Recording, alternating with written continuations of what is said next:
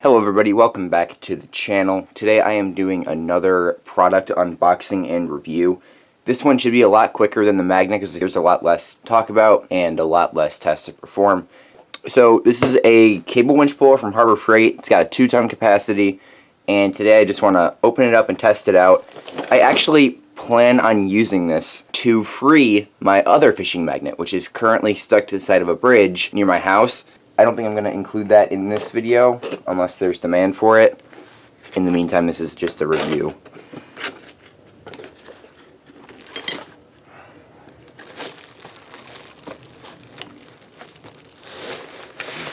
Ooh, feels heavy.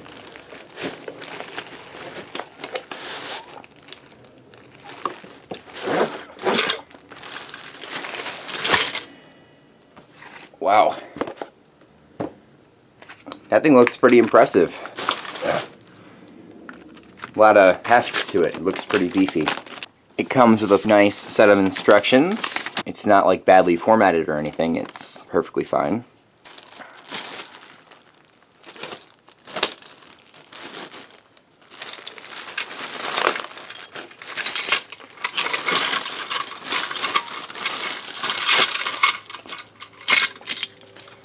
Yeah, this thing seems to be very solid.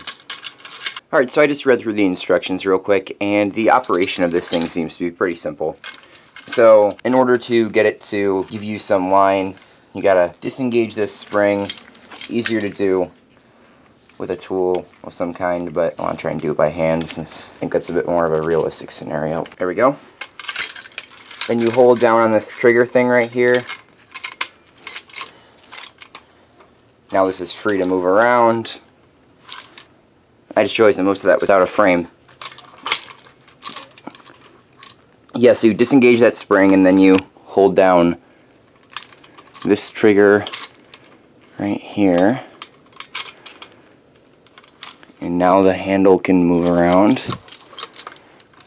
And then you just extend your line.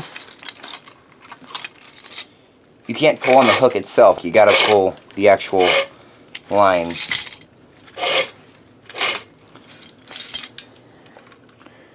So now you have a ton of slack to work with. Then you can take your finger off that trigger and re-engage that spring by sliding it down. And now it cranks.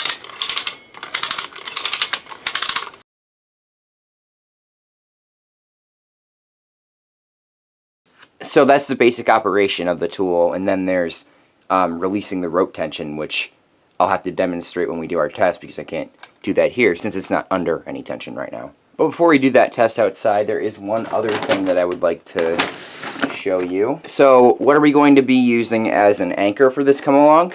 Well, I was going to anchor it to a tree by wrapping a chain around a tree and then securing this hook to it. And while I was at Harbor Freight, I saw this.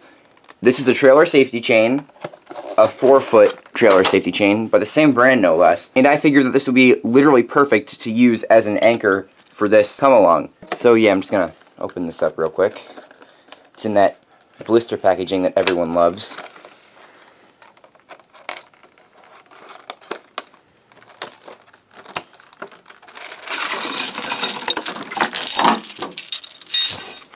Feels like a really solid chain. According to the packaging, these are 1/4 inch. I don't know a whole lot about chains. I don't know if that's like really good or not, but the links feel nice and thick. It should be perfectly adequate to use as an anchoring point for this come along.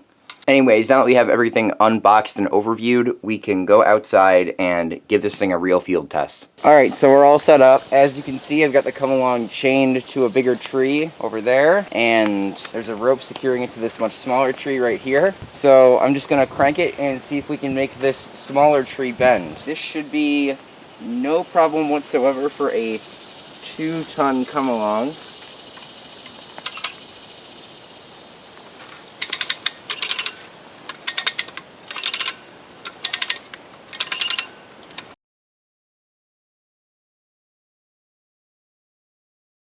we've maxed out the come-along's length. But yeah, it is pulling that tree all right. So now I'm going to relieve the tension off of this come-along. I think what I got to do is disengage the spring and then make it hit this pawl here.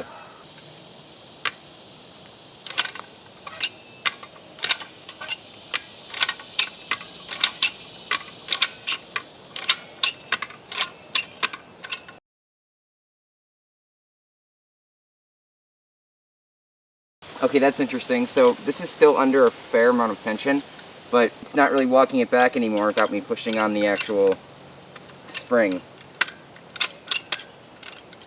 It doesn't do it by itself. It just kind of pushes it down.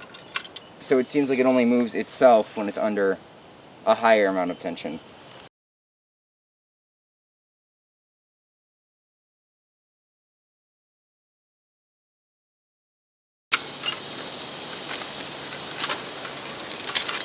So releasing the chain tension was okay. I didn't like that I had to manually force the drive pawl back. It should have just done it itself with the ratcheting motion. I mean, it was only 25 bucks, so if that's the biggest problem with it, then that's okay. It seems to work fine otherwise. I mean, it moved this no problem. All right, I got it tied around another tree. This is a much larger setup. I have the come along at its full length right now.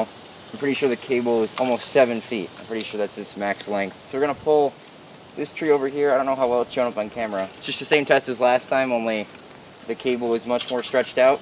So we'll see if that does anything for the performance. And also we'll get to test how much force this thing can exert, because that tree's got a long way to go. If I can drag it over here pretty far, then that would be very impressive.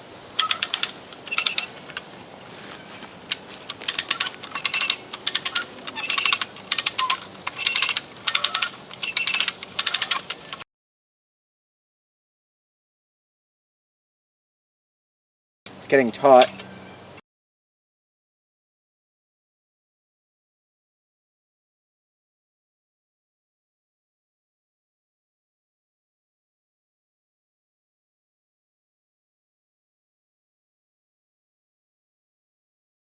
That tree is really on the move now. Yeah, it's starting to get torn out of the ground.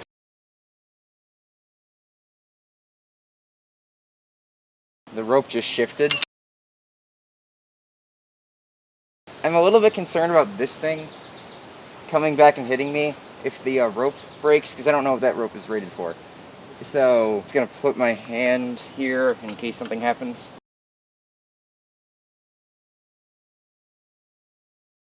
Okay, the come along is tapped out now. I have pulled it as much as I can, and the tree has moved with the come along. It's here now. It should be about 6 feet away from its original position, because that cable is like almost 7 feet. The tree is starting to get pulled out of the ground a little bit over here, and of course the trunk itself is just bent. The come along made short work of that tree. It's holding up just fine from what I can tell. The chain seems to be holding up just fine as well. So yeah, did a great job. Also, this come along is now under a lot more tension than it was beforehand with the other tree. So I'm gonna see how well it does releasing the tension this time. Maybe since there's a lot more tension on it, it'll actually ratchet itself every time, and I won't have to manually help the pawl along. So yeah.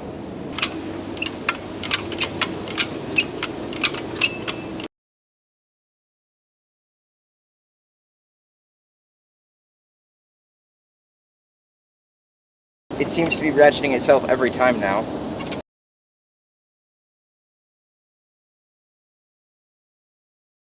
Oh, it stopped. I gotta... Yep, it's not ratcheting itself anymore.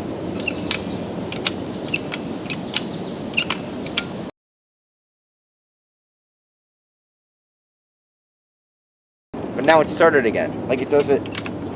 Yeah, it just ratcheted itself for like 2 cranks and then it stopped. Weird.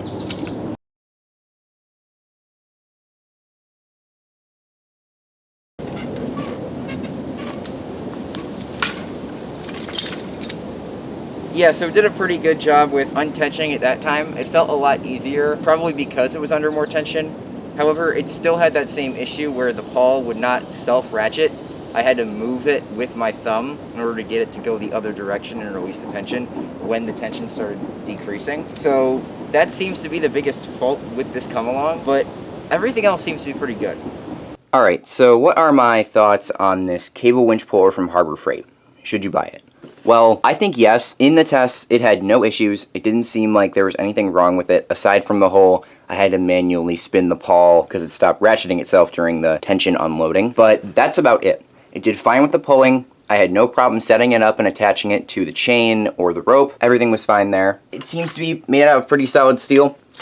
I don't see it like just cracking or bending or anything like that anytime soon. It seems to be a very solid tool. For $25, it's a great grab because even if you only get 4 or 5 uses out of it, that's $5 for each use if you use it 5 times. So I think it would still be worth it. Yeah, so overall it just seems to be a pretty great tool. I'm sure it'll have no problem freeing my magnet from the bridge. I think it'll work just fine for that. Yeah, overall it seems to work well. Does its job. I can't speak for the longevity of the tool. I'm pretty sure that it'll hold up just fine because like I said, it seems to be made out of decent quality steel. I really don't see it failing anytime soon. Yeah, solid 8 out of 10 stars. What about the other part of the test though, the safety chain? Well, it seems to have worked perfectly fine. It didn't seem like it was going to break at any point in the test, even when it was under maximum load. Again, the steel seems to be pretty decent quality. I really don't think that this is going to crack or fail on me anytime soon. Especially the ends with these S-hooks, they seem to be extremely beefy and solid. I really don't think that these are going to deform or anything like that over time. Yeah, so just overall, I think that these are 2 pretty good purchases. I would personally recommend both of them, unless that whole having to manually ratchet the pawl sometimes thing is a deal breaker for you, then I would definitely recommend both of these products personally. They seem to have held up great in the tests, and I'm sure they'll hold up great during future use. So if you would like to see more unboxing and review style content from this channel, please let me know in the comments below. I have really been enjoying making these product reviews. That's why I've made 2 of them in a row. If you enjoyed this video in particular, please be sure to subscribe, like, comment, and share it around. Bye.